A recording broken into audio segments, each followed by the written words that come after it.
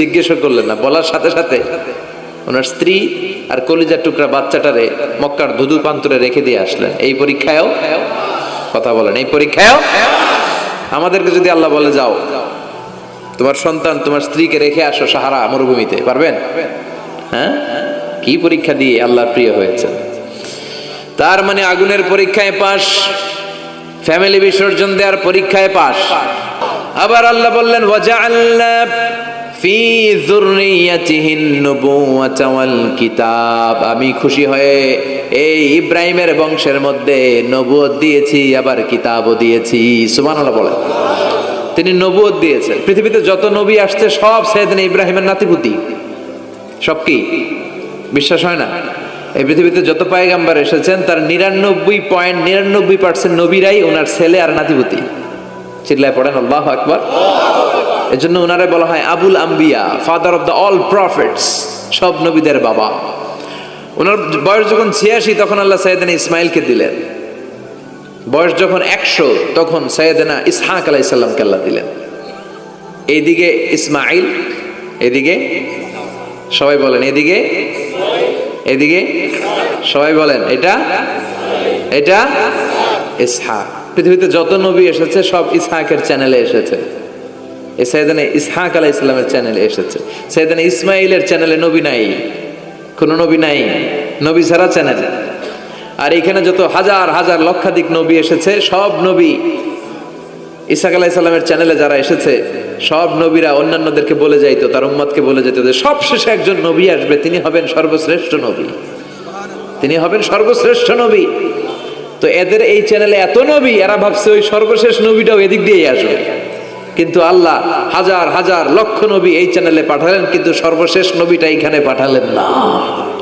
সর্বশেষ চ্যানেলের নবীটা আল্লাহ এই চ্যানেলে পাঠাই দিলেন। সর্বশেষ নবীটা সাইয়েদনা ইসমাইলের চ্যানেলে এসেছে। এজন্য ওরা হচ্ছে বানি ইসরাইল আর আমরা হচ্ছি বানি ইসমাইল। সুবহানাল্লাহ পড়বেন না? উনার ধর্ম, উনার চেইন থেকে ইহুদিবাদ, খ্রিস্টবাদ, ইসলাম, এই তিন ধর্মের জন্য। ইহুদিবাদও আল্লাহর দেয়া ধর্ম, খ্রিস্টবাদও আল্লাহর দেয়া ধর্ম, কিন্তু আল্লাহর দেয়া শরীয়তের উপর ওরা অবশিষ্ট থাকে নাই, থেকেছে শুধু ইসলাম। ঠিক কিনা? এজন্য আমরা প্রত্যেক নামাজে পড়ি গায়রিল মাগদুবি আলাইহিম ওয়ালাদ-দাল্লিন। ও আল্লাহ, গায়রিল মাগদুব, যাদের উপর তোমার রাগ ক্রোধ, তাদের পথ আমরা চাই না, ওরা হলো ইহুদিরা। ওয়ালাদ-দাল্লিন, আর যারা ভ্রষ্ট তাদের পথও চাই না, এরা হলো নাসারারা। তিন ধর্মের গোড়া সাইয়েদনা ইব্রাহিমের সাথে লেগেছে। এজন্য এই তিন ধর্মকে একসাথে বলে কম্পারেটিভ রিলিজিয়ন, তুলনামূলক ধর্মতত্ত্বের ভাষায় অ্যাব্রাহামেটিক ফেইথ। কি বলে? অ্যাব্রাহামেটিক ফেইথ বলে। এজন্য ওনাকে বলা হয় আবুল আম্বিয়া। সব নবীরা এই চ্যানেলে এসেছে, তার মানে সব নবী সাইয়েদনা ইব্রাহিমের নাতিপুতি। আবার এই প্রতিটা নবীর জন্য আল্লাহ তাআলা আকাশ থেকে কিতাব নাজিল করেছেন। চিল্লায় বলেন ঠিক কিনা? আল্লাহ বলে ইব্রাহিম তোমারও আমি কিতাব দিলাম। সাইয়েদনা ইব্রাহিম আলাইহিস সালামের উপর কিতাব আছে না নাই? ওই কিতাবের নাম কি? কে পারে? ইন্না হাযা লাফিস সুহুফিল উলা সুহুফি ইব্রাহিম ওয়া মূসা। সুহুফি ইব্রাহিম, সাইয়েদনা ইব্রাহিমকে আল্লাহ তাআলা সহিফা দান করেছেন। চিল্লায় পড়েন আল্লাহু আকবার। আবার এই নবীর নামে আল্লাহর কোরআনে একটা সূরা আছে না নাই? কথা কন, কি নাম সূরা? সূরা আলিফ লাম রা।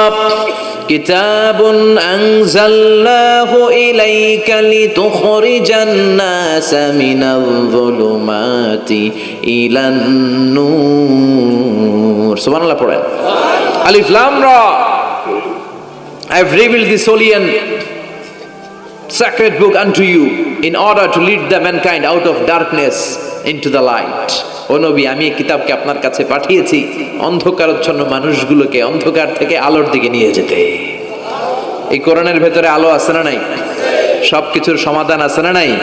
সমাধান চাও যদি জীবনে মরণে, ফিরে যাও খুঁজে নাও, চোখ রাখো কোরআনে। সুবহানাল্লাহ পড়েন। চোখ রাখবেন কোথায়? নাকি মোবাইলে, না টিভিতে, না এটিএন বাংলার পর্দায়?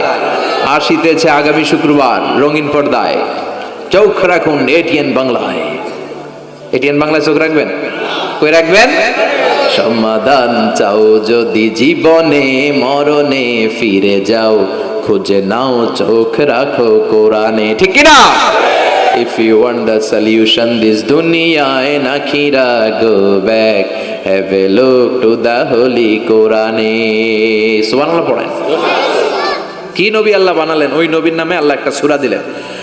আবার আল্লাহ বললেন, ও দুনিয়ার মুসলমানেরা শোনো, তোমাদেরকে মুসলমান বলে নাম করেছে সাইয়েদনা ইব্রাহিম। ঠিক কি না?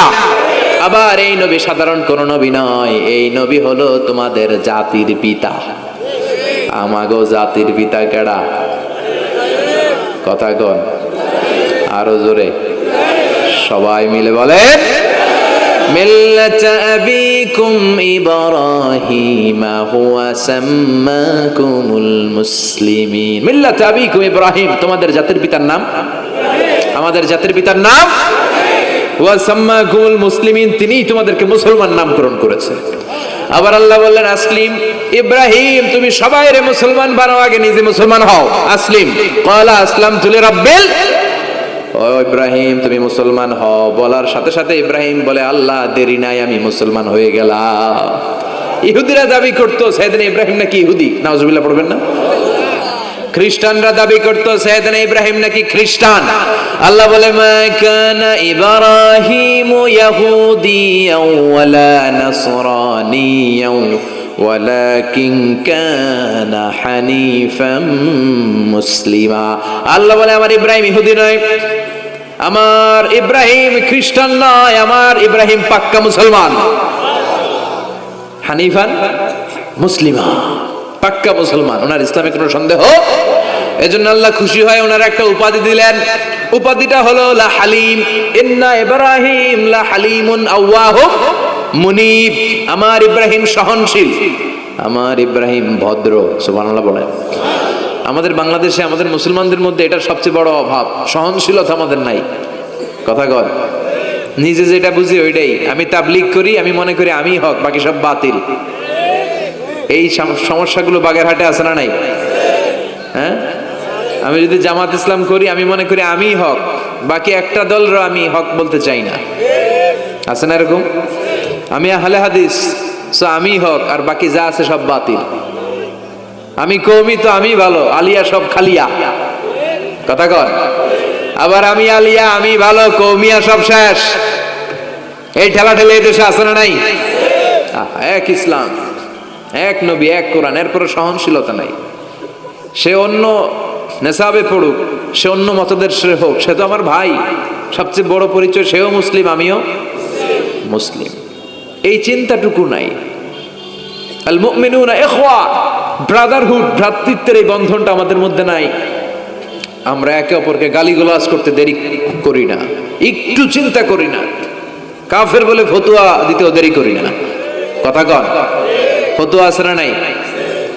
কয় তুই কাফের 10 কারণে, তুই কাফের 20 কারণে, তোর দাদা কাফের, তোর নানা কাফের, তোর পীর সাহেব হুজুর কাফের।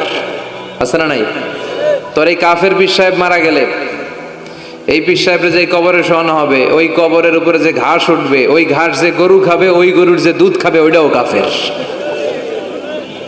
আছে না নাই? খালি ফতুয়াবাজি। আল্লাহ বললেন, আমার ইব্রাহিম ফতুয়াবাজি করে নাই। ইন্না ইব্রাহিম লা হালিমুন আওয়াহুম মুনিব, আমার ইব্রাহিম ছিল সহনশীল, ভদ্র একজন নবী। চিৎকার করে বলতে হবে, ঠিক কি না? আবার আল্লাহ বললেন, আমার ইব্রাহিমকে আমি খলিল উপাধি দিয়েছি। ইত্তাখাযাল্লাহু ইব্রাহিমা খলিলা।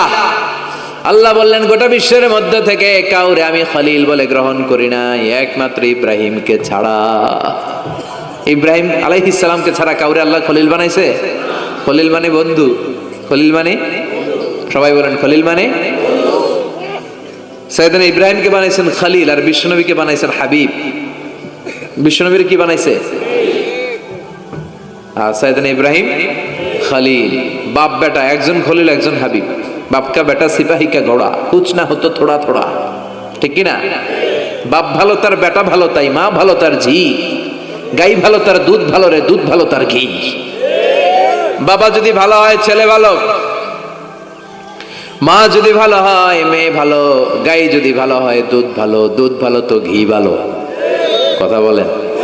যেমন বাপ তেমন বেটা। বাবা হলেন খালিল, ছেলে হলো হাবিব। খালিল মানেও বন্ধু, হাবিব মানেও বন্ধু।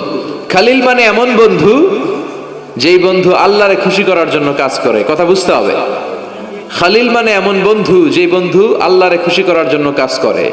আর হাবিব মানে এমন বন্ধু যেই বন্ধুরে খুশি করার জন্য আল্লাহ নিজেই কাজ করে। কার দাম বেশি?